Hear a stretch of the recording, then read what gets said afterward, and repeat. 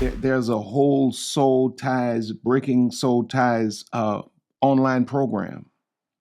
Go and check it out today. But you know that you have this attachment when you're ruminating, when you're second guessing yourself, you're regretting, and when you still feel a sense of responsibility.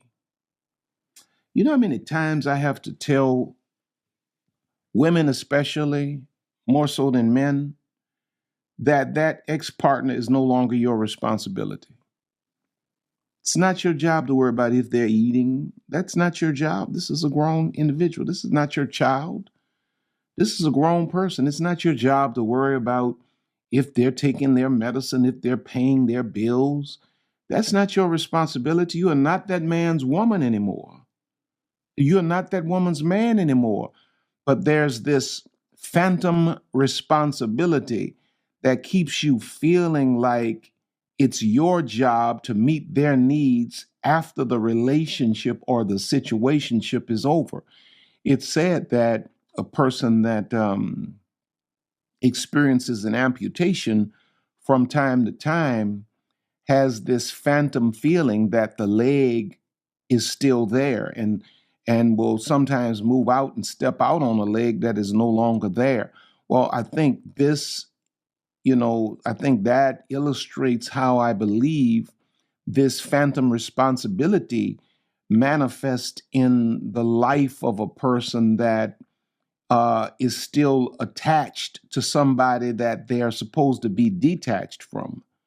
You still feel like it's your job to step in and dun dun dun, dun save the day. You've been Superman long enough for an ungrateful woman. You've been Wonder Woman long enough for an ungrateful man. But this state of emotional attachment can prolong the healing process and it can impede personal growth and the ability to move forward. I remember so vividly. Can I just take my time? Can I just take my time and just talk to y'all today? I remember when I first started this, man, I would just sit and just take my time and just really. But I remember so vividly when my life started changing, when God really, just the buffoonery of misogyny, womanizing, and all of the like. And man, I started literally changing my life. And major part of that was that God said, okay, you gotta get your sex life together, man. You're just running with all of these women. I can't do great things in you as long as you're living so low. You're vibrating on a low level. I can't bring you into high frequencies with this. And so the first thing I did was I sanctified my sex life as a young single man. A lot of times when folk hear me share this testimony of my season of abstinence, they assume that I was an old guy. I was a very young guy. I was in my 20s, right? God did this for me when I was in my 20s. But long story short, when I made the decision to honor God in my sex life, I needed to experience the power of abstinence. I was on the Hardly Initiated show with the guys, Tayshawn and Ryan, the other day, and I was talking about how ideally a man should perfect the discipline of abstinence to assure himself that he has the power or the discipline to be monogamous or faithful. When I married Lisa, I knew that I could be faithful because I had already come to a place where I had sanctified and consecrated my sex life to the Lord, to God.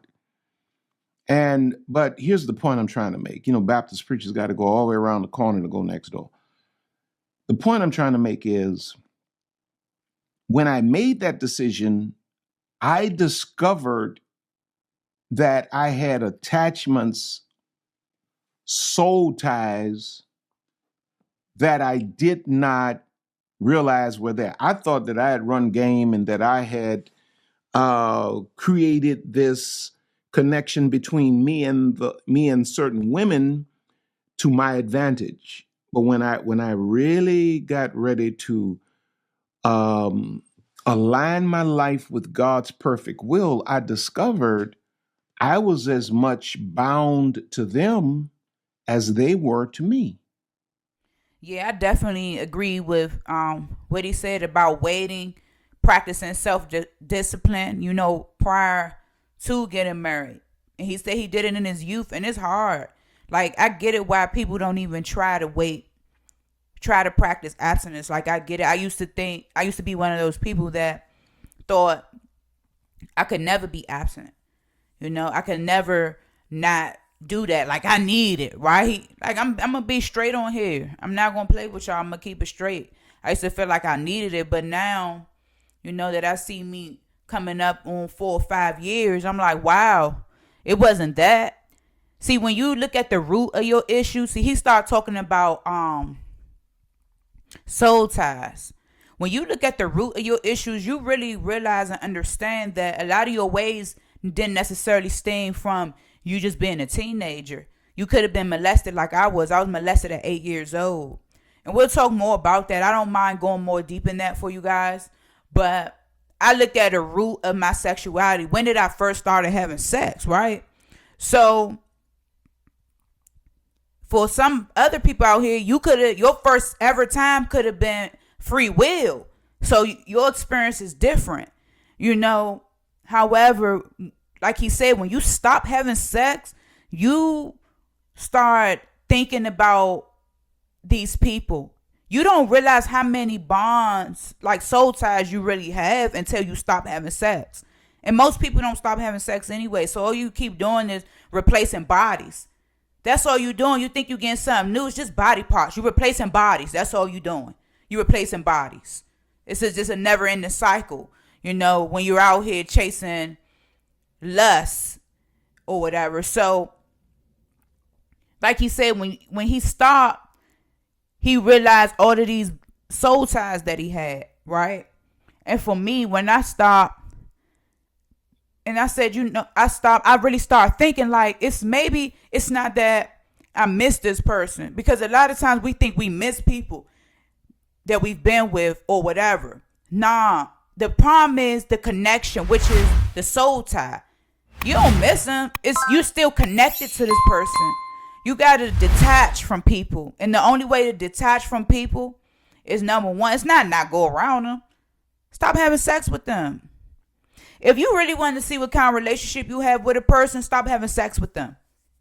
Stop having sex with them. And when you meet new people that you really like, no matter how strong the desire is, don't have sex with them. The word of God say, resist the enemy and he'll flee. Now, to have a desire to have sex, that's not of the devil. That is your nature as a man and as a woman. It's in your nature to desire that. However, you still got to deny your flesh. We got to deny our flesh and follow God. That's what we're supposed to be doing. And that's the only way we'll grow stronger in the spirit. Every time you deny your flesh, that's just what it is. And that's just how it's going to be. And that's just how it goes. So when you stop dealing with a person, all these memories come back to your mind. And a lot of times we mix that in with like we miss them. We don't miss them. You don't miss them. You're still connected. You're still connected. And you feel so much better when you're not having sex. And it is something that you got to get used to. I'm not going to sit here and act like, it was just flying colors for me. No, it was something that I had to get used to. However, and still getting used to every day. I don't care what I stop doing. I'm still learning every day until God called my spirit to him. See, that's the problem with people. We come out here and we're working on ourselves, right? We trying to accomplish different things.